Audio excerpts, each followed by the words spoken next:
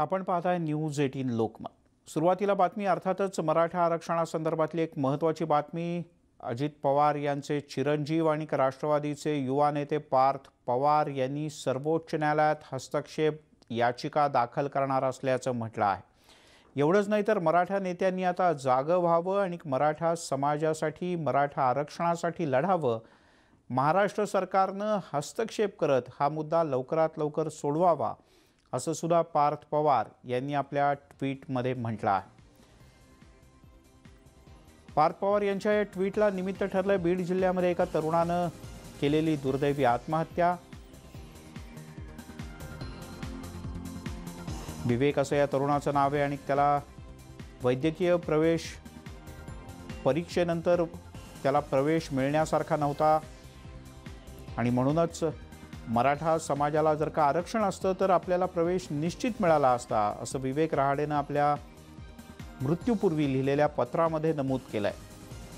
विवेक रहाडेच्या आत्महत्येनंतर व्यथित झालेल्या पार्थ पवार यांनी हे ट्विट केलं आणि आपण सर्वोच्च न्यायालयात हस्तक्षेप याचिका दाखल करणार असल्याचंही म्हटलंय।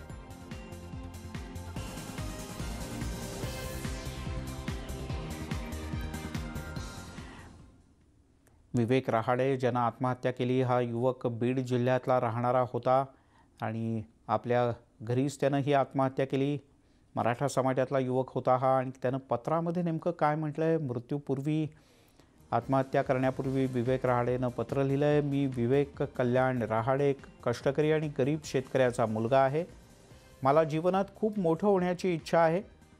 मी आत्ताच नीटची वैद्यकीय प्रवेश परीक्षा दिली।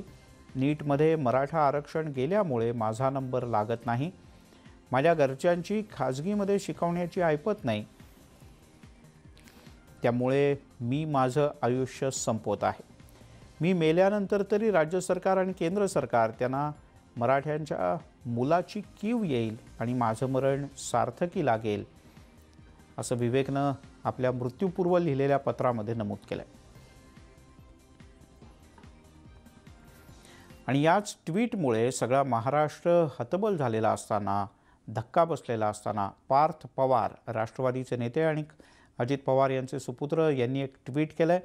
पार्थ पवार यांनी ट्विटमध्ये काय म्हटलंय, याच ट्विटची सध्या महाराष्ट्राच्या राजकारणात मोठी चर्चा सुरू आहे। पार्थ पवार यांनी म्हटलंय, विवेकनं मराठा आरक्षणासाठी आत्महत्या केली हे ऐकून मला जबर धक्का बसला। अशा घटनांची मालिका सुरू होण्याआधी मराठा नेत्यांनी जागं व्हावं आणि या मुद्द्यासाठी लढावं।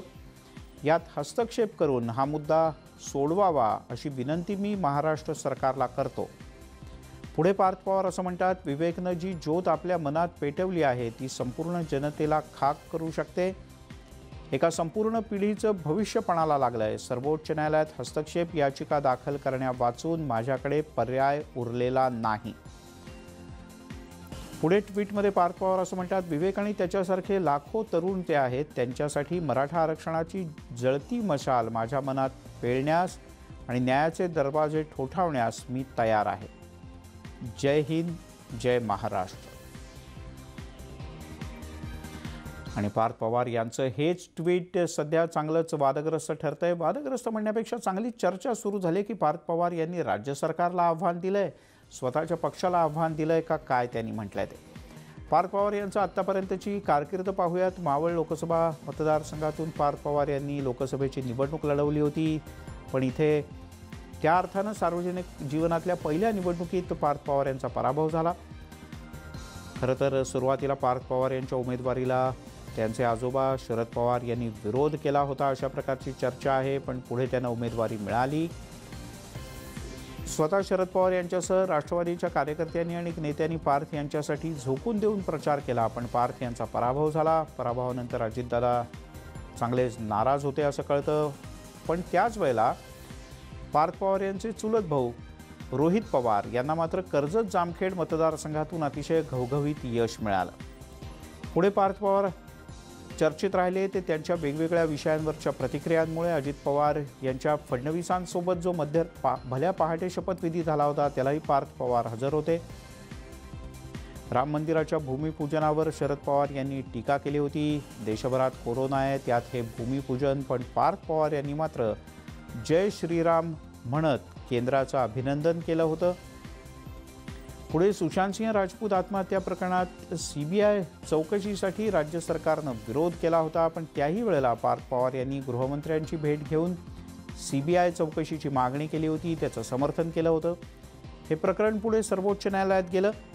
सीबीआयकडे हे प्रकरण सोपवण्याचा निर्णय झाला। त्यावेळेला सत्यमेव जयते असं ट्विट करत पार्थ पवार यांनी एक प्रकारे पुन्हा एकदा आपल्याच सरकारला डिवचलं होतं। पण असं असलं तरी पार्थ पवार यांची ही भूमिका, प्रामुख्याने मराठा आरक्षणाच्या संदर्भातली हस्तक्षेप याचिका सर्वोच्च न्यायालयात दाखल करण्याची जी भूमिका आहे ती सरकार विरोधी नाही, असं खासदार सुप्रिया सुळे यांनी म्हटलंय। ही नाराजी आहे का ॲक्च्युअल काय परिस्थिती? कारण की असं म्हणलं जातं की सरकारच्याच विरोधात त्यांनी भूमिका मांडलेली आहे। मला नाही वाटत सरकारच्या भूमिका कशी आणि नाराजीचा काय प्रश्न। एखादा व्यक्ती जर काही चांगल्या कामासाठी एक भूमिका घेत असेल तर त्याचं आपण सगळ्यांनी स्वागतच केलं पाहिजे आणि सरकारने तर पुढाकार घेतलाच आहे। माननीय मुख्यमंत्री सातत्याने मीटिंग्स घेत आहेत। दरम्यान थोरल्या पवारांनी सडकून टीका केल्यानंतर पार्थ पवारांच्याबद्दल राष्ट्रवादीचे ज्येष्ठ नेते आणि मंत्री छगन भुजबळ काय म्हणाले पाहूया। काही कुटुंबामध्ये वाद नाही आहे, पवार साहेबांनी सांगितलं। परत मी काय बोलण्याची काही गरज नाही, त्यांनी सांगितलेलं आहे की वाकडी त्याला तो इमेजवर होते म्हणाले। आता आमच्या हिंदीमध्ये काय सांगतो, दया आहे वो और क्या बोलेंगे। पण ह्याने कुटुंब सगळं एकत्रित आहे, चांगले आहे आणि आम्ही सुद्धा त्याच कुटुंबाचे सभासद आहोत। अजित दादा पण दुखावले गेलेले नाही, कोणीच दुखावले गेले नाही, आम्ही सगळे एकत्रित आहोत ते कुटुंब। आणि कुटुंबामध्ये जे आहे एकमेकाला बोलण्याचं, त्यांना सुचवण्याचं, त्यांना समजवण्याचं काम ही वरिष्ठ माणसं करतच असतात।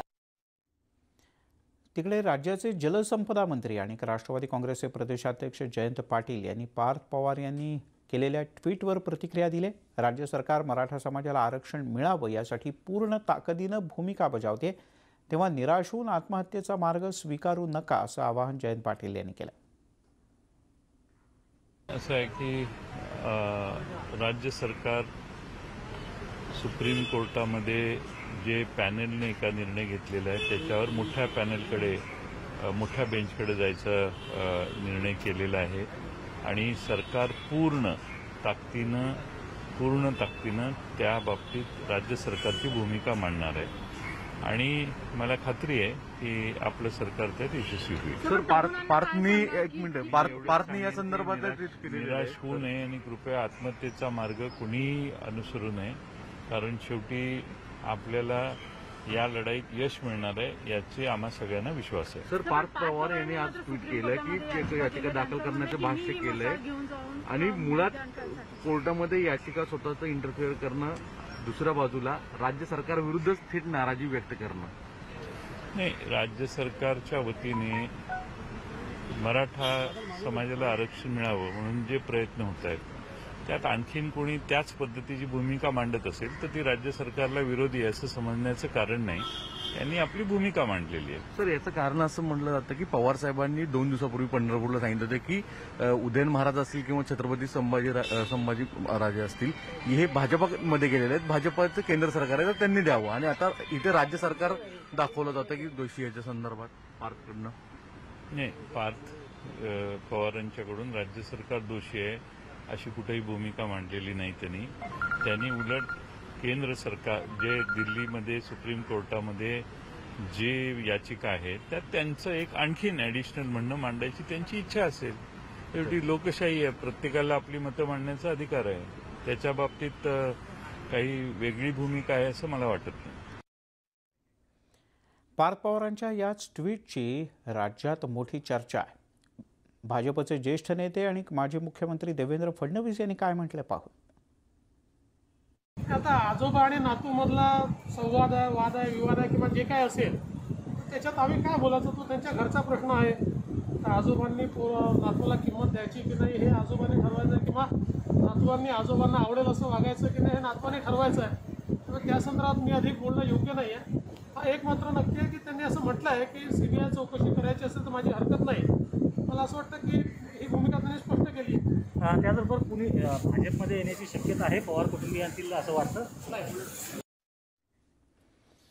तिकडे मराठा आरक्षणासाठी तरुणानं आत्महत्या करणं ही अतिशय दुर्दैवी घटना आहे. आता तरी राज्य सरकारनं मराठा आरक्षण विषय अतिशय गांभीर्यानं घ्यावा, आरक्षण टिकावं यासाठी शरद पवार यांनी स्वतः हस्तक्षेप करावा असं मत भाजपचे खासदार डॉक्टर भागवत कराड यांनी व्यक्त केलं आहे. आमचे दिल्लीचे प्रतिनिधी प्रशांत लीला रामदास यांनी त्यांच्याशी बातचीत केली. मराठा आरक्षणाचा मुद्दा गंभीर होत आहे आणि याच दरम्यान एका तरुण मुलाने आत्महत्या केली आहे मराठा आरक्षणाच्या मुद्द्यावरून. याच विषयावर बोलण्यासाठी माझ्यासोबत डॉक्टर भागवत कराड, भारतीय जनता पक्षाचे नेते आहेत. सर, आपलं स्वागत आहे न्यूज 18 लोकमतमध्ये. सर, महाराष्ट्रातली घटना, दुर्दैवी घटना, एका तरुणाने मराठा आरक्षणासाठी आत्महत्या केली. महाराष्ट्रामध्ये अत्यंत दुर्दैवी घटना घडलेली आहे. एका तरुण विद्यार्थ्यांनी आरक्षणासाठी आत्महत्या केलेली आहे. अत्यंत दुर्दैवी घटना आहे. पण मला असं वाटतं की हे सर्व गोष्टी राज्य शासनानं गांभीर्याने घेण्याची गरज आहे.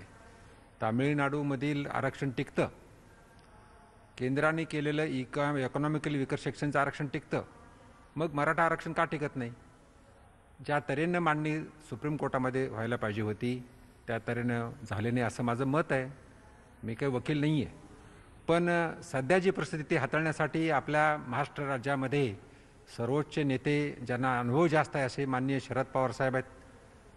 त्यांनी संभाजीराजेवरती किंवा उदयनराजेवरती हे ढकलून चालणार नाही आहे. त्यांनीसुद्धा लक्ष घालण्याची गरज आहे. मला कल्पना आहे, मी राज्यसभेमध्ये सदस्य आहे आणि संभाजीराजे सर्व खासदारांकडे बघून त्या सर्वांची पत्र पाठिंब्याशी घेत आहेत, त्यांना पाठिंबा मिळत आहे.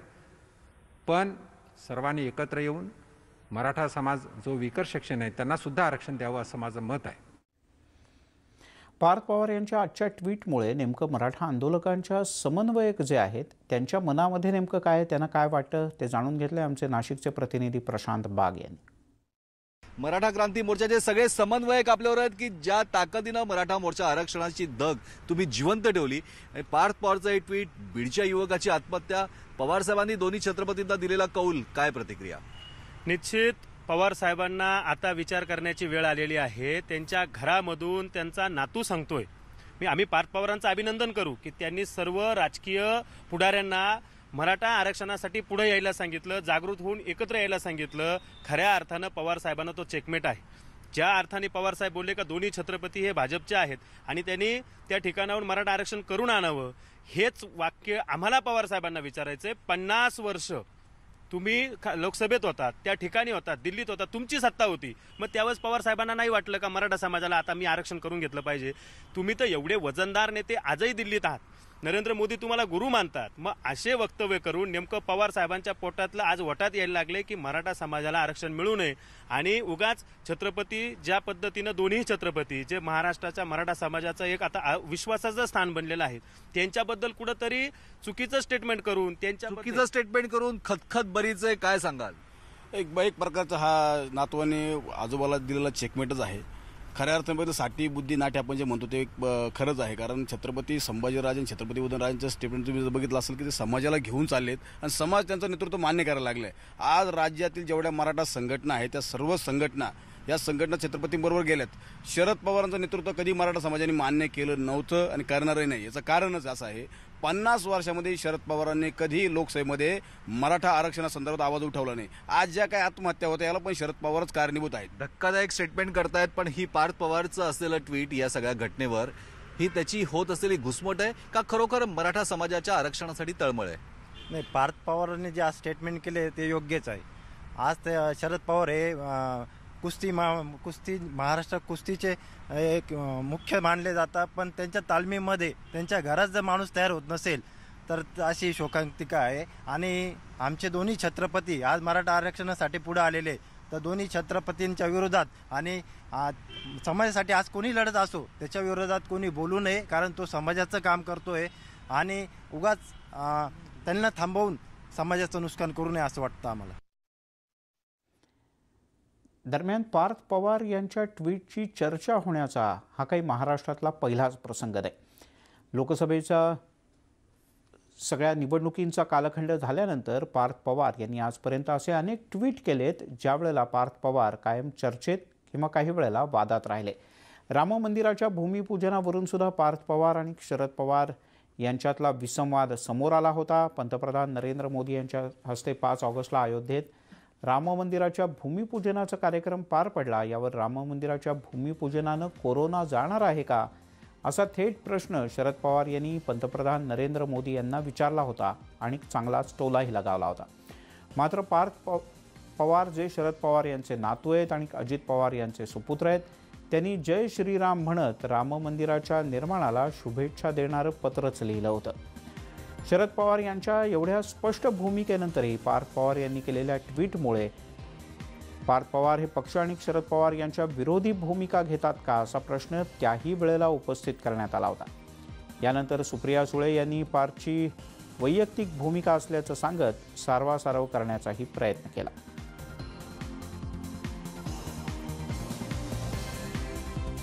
बुलेटिनमध्ये घेऊयात एक छोटासा ब्रेक. सर्व प्रकारच्या ताज्या अपडेट्ससाठी news18lokmat.com या आमच्या वेबसाईटला लॉग ऑन करा.